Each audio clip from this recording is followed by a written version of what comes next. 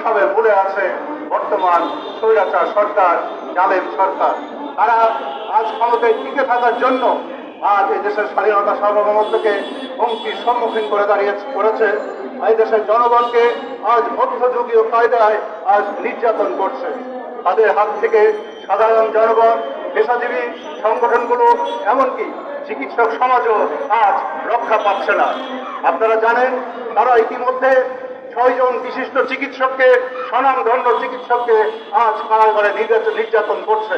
শুধু তাই নয়, বিভিন্ন গায়েবী মামলায়, বিভিন্ন ভুয়া মামলায় তারা চিকিৎসকদের বাড়ি, বাসা এবং চেম্বারে তারা চিকিৎসকদেরকে হয়রানি করছে। আমি চিকিৎসক সমাজের পক্ষ থেকে এর তীব্র প্রতিবাদ জানাচ্ছি, ধিক্কার জানাচ্ছি এই স্বৈরাচারী সরকারের। প্রতিবেন্দ্র, তাদের আজ এই স্বৈরাচার সরকারের শুধু এই অবৈধ কর্মকাণ্ডের প্রতিবাদ জানিয়ে লাভ নেই, আজ মানববন্ধন করে লাভ নেই, আজ আমাদেরকে প্রতিরোধ আন্দোলনে অংশগ্রহণ করতে হবে। আজ দেশব্যাপী এই আমাদের প্রিয় নেতা তারেক রহমানের নেতৃত্বে যে প্রতিরোধ সংগ্রাম শুরু হয়েছে, সেই সংগ্রামে আজ আমাদেরকে ঝাঁপিয়ে পড়তে হবে।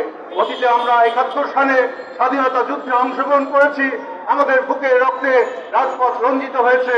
90 সালে স্বৈরাচার বিরোধী আন্দোলনে চিকিৎসক সমাজ অংশগ্রহণ করেছে, শহীদ ডাক্তার মিলনের রক্তে রাজপথ রঞ্জিত হয়েছে, আমরা গণতন্ত্র ফিরে পেয়েছিলাম।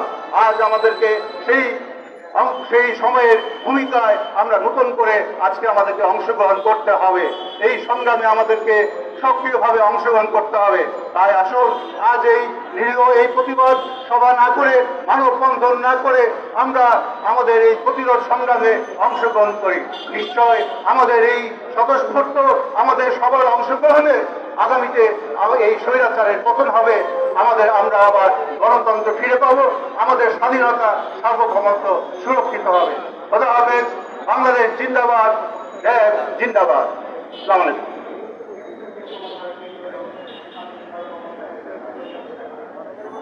ধন্যবাদ ডাক্তার ইমাম কামাল আপনার সুন্দর বক্তব্যের জন্য। সম্মানিত সুধী, আমাদের সময় অত্যন্ত সংক্ষিপ্ত। আপনারা যারা বক্তব্য দেবেন, দয়া করে সংক্ষিপ্ত বক্তব্যটাই আপনারা দিবেন। এরপরে আপনাদের সামনে বক্তব্য নিয়ে আসেন বিউজের সম্মানিত সাংগঠনিক সম্পাদক জনাব সাইদ খান। বিসমিল্লাহির রহমানির রহিম। ডক্টরস অ্যাসোসিয়েশন অফ বাংলাদেশ ড্যাব আয়োজিত আজকের এই মানববন্ধনের উপস্থিত পেশাজীবী নেতৃবৃন্দ, ড্যাবের শীর্ষ নেতৃবৃন্দ এবং যারা শুনছেন, আমার পক্ষ থেকে সবাইকে সালাম এবং শুভেচ্ছা। প্রিয় উপস্থিতি, আজকে এই রাজপথে যে মানুষগুলো বসেছে, ফুটপাতে বসে আছে, তাদের আসলে এখানে বসে থাকবার কথা ছিল না। তারা নিজ নিজ কর্মস্থলে সাধারণ মানুষের সেবা দেওয়ার কথা ছিল। এখানে চিকিৎসক ছাড়াও সাংবাদিক বৃন্দ রয়েছেন, সাংবাদিক নেতৃবৃন্দ রয়েছেন, তাদের কথা ছিল পেশাগত দায়িত্ব পালন করার। কিন্তু রাষ্ট্রেও এমন জায়গায় নিয়ে এই মানুষগুলোকে ঠেকিয়েছে, যখন এই মানুষগুলো রাস্তায় নামতে বাধ্য হয়েছে।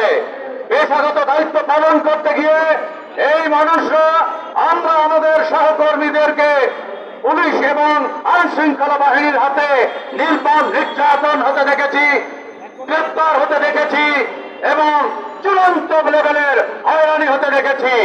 এবং আমরা গভীর উদ্বেগের সাথে লক্ষ্য করছি, আমাদের পেশাজীবী নেতৃবৃন্দ এবং ভাই বোনদেরকে না পেয়ে তাদের পরিবারের সদস্যদেরকে পৈশাচিকভাবে নির্যাতন চালাচ্ছে এই পেটোয়া বাহিনী, এই ফ্যাসিস্ট সরকারের দোসররা। প্রিয় দেশবাসী, শুধু রাজনৈতিক দলের এই দেশ নয়, এই দেশ আপনার আমার। এই যারা রাজপথে হেঁটে যাচ্ছেন, রাস্তা দিয়ে সাধারণ মানুষ চলাচল করছেন, আপনাদের সবার, আমাদের সবার এই দেশ। শুধু রাজনৈতিক দলের মুখের দিকে তাকিয়ে দেখলে হবে না। বিএনপি বা অন্যান্য রাজনৈতিক দল এই ফ্যাসিজমের বিরুদ্ধে গণতন্ত্র ফিরিয়ে আনবার জন্য আন্দোলন চালিয়ে যাচ্ছে। আর অন্যদিকে আমরা দেখছি এই ফ্যাসিস্ট সরকার তার ক্ষমতাকে পুনরায় বৈধতা দেওয়ার জন্য গণভবনে ডেকে নিচ্ছে, বিভিন্ন রাজনৈতিক দলের সাথে আসন ভাগাভাগির মাধ্যমে একটি পাতানো নির্লক্ষ নির্বাচন বাস্তবায়নের দিকে এগিয়ে যাচ্ছে এবং নির্লক্ষ বেহায়ের মতো বলছে, সারা বিশ্বকে দেখানোর চেষ্টা করছে এই নির্বাচনে নাকি অংশগ্রহণমূলক নির্বাচন। তারা অংশগ্রহণের দেন ধারা পাল্টে দিয়েছে। আগামী 7 জানুয়ারি যদি নির্বাচন হয়, আমরা দেখব ভোটার ফিল্টার করে শুধুমাত্র তাদের নির্ধারিত ভোটারদেরকে কেন্দ্রে নিয়ে একটি অংশগ্রহণমূলক নির্বাচন দেখাবেন হয়তো তারা, কিন্তু পেশাজীবীরা পরিষ্কার করে ঘোষণা করছে শুধু রাজনৈতিক দলের বা বিএনপি বা অন্যান্য রাজনৈতিক দলের মুখের দিকে তাকিয়ে থাকবে না। পেশাজীবীদের ক্ষুধা আছে, ব্যথা আছে, বেদনা আছে, অনুভূতি আছে। তারাও সমাজের এগিয়ে থাকা মানুষদের প্রথম সারির নাগরিক। তারা দায়বোধ এবং দায়িত্ববোধের জায়গা থেকে রাজপথে আরো সত্য আন্দোলন করে সাধারণ মানুষ এবং রাজনৈতিক দলের নেতা, রাজনৈতিক দলকে সাথে নিয়ে বৃহৎ আন্দোলন করে তুলে এই ফ্যাসিবাদী হাসিনা সরকারকে বিদায়ের মাধ্যমে গণতন্ত্র ফিরিয়ে এনে তবেই ঘরে ফিরবে। সেই সংগ্রামে সাধারণ মানুষের অংশগ্রহণ আহ্বান জানিয়ে আমি আমার বক্তব্য শেষ করছি। বাংলাদেশ জিন্দাবাদ, খালেদা জিয়া জিন্দাবাদ, তারেক রহমান জিন্দাবাদ, বাংলাদেশ সম্মিলিত পেশাজীবী পরিষদ জিন্দাবাদ। ধন্যবাদ জনাব সাইদ খান, আপনার সুন্দর সংগ্রামী বক্তব্যের জন্য। সম্মানের সুদী আপনারা যারা বক্তব্য দেবেন সংক্ষিপ্ত করে দেবেন।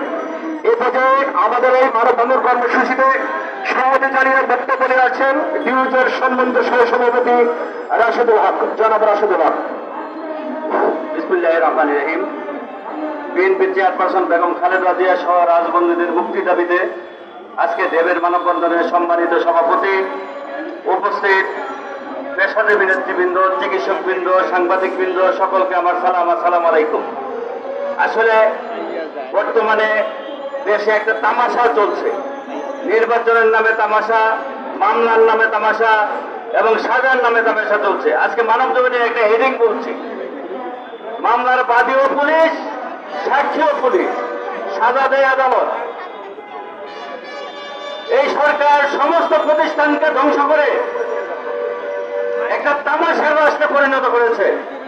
এখন নির্বাচনের নামেও তামাশা হচ্ছে।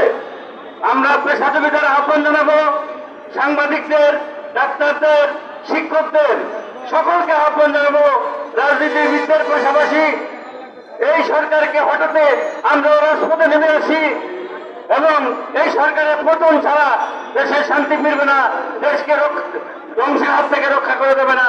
সকলকে ধন্যবাদ জানিয়ে আবারও ঢাকা সাংবাদিক ইউনিয়নের পক্ষ থেকে সম্মতি জানিয়ে আমার বক্তব্য শেষ করছি। সকলকে ধন্যবাদ। ধন্যবাদ জনাব রাশেদুল হক। সম্মানিত সুদী, আমাদের এই কর্মসূচিতে আমাদের অনেক চিকিৎসক ভাইরা উপস্থিত হয়েছেন। আমাদের মাঝে উপস্থিত হয়েছেন ডাক কেন্দ্র কমিটির সম্মানিত সম্পাদক ডক্টর ফারুক আহমেদ, আমাদের মাঝে উপস্থিত হয়েছেন ডাক কেন্দ্র কমিটির সম্মানিত যুগ্ম মহাসচিব ডক্টর তৌহিদুল ইসলাম জন, ডক্টর জিয়াউর রহমান, আমাদের মাঝে উপস্থিত হয়েছেন ডাক বক্রবতী শাখার সম্মানিত সাধারণ সম্পাদক কেন্দ্রীয় কমিটির সম্মানিত সদস্য ডক্টর জিয়াউর করিম, আমাদের মাঝে উপস্থিত হয়েছেন ডাক কেন্দ্র কমিটির যুগ্ম মহাসচিব ডক্টর মোরাল কালী বিটু, আমাদের মাঝে উপস্থিত আছেন ডাক কেন্দ্র কমিটির রংপুর বিভাগীয় সাংগঠনিক সম্পাদক ডক্টর শহীদুল ইসলাম শহীদ, আমাদের মাঝে উপস্থিত আছেন ডাক কেন্দ্র কমিটির doctor A K Azad, doctor Kaisari Asad, আমাদের মাঝে উপস্থিত ডাক কেন্দ্র কমিটির সম্মানিত সদস্য ডক্টর জাভেদ হোসেন, ডাক কেন্দ্র কমিটির সহ সাংগঠনিক সম্পাদক ডক্টর মোরাল সাদাত, ডাক কেন্দ্র কমিটির সহ সাংগঠনিক সম্পাদক ডক্টর গালিব হাসান সহ অনেক নেতৃবৃন্দ। সম্মানিত সুদী, এই পর্যায়ে আপনাদের সামনে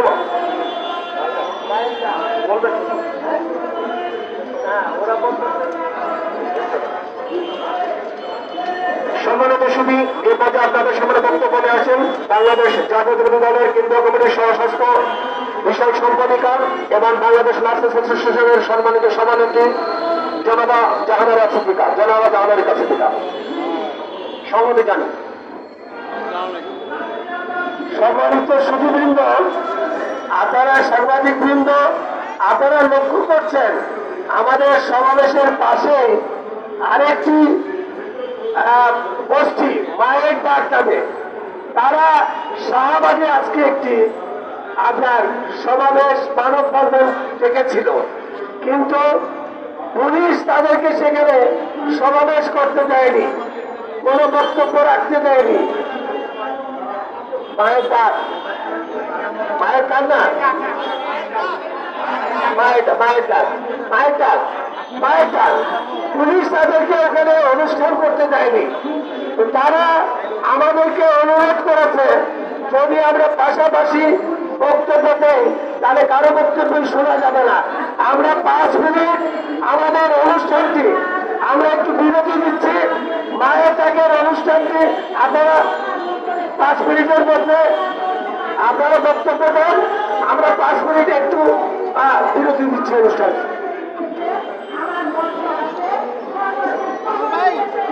আপনারা একটু ধৈর্য ধরে একটু বসে থাকুন প্লিজ। আমরা সকলের মত প্রকাশের স্বাধীনতা বিশ্বাসী।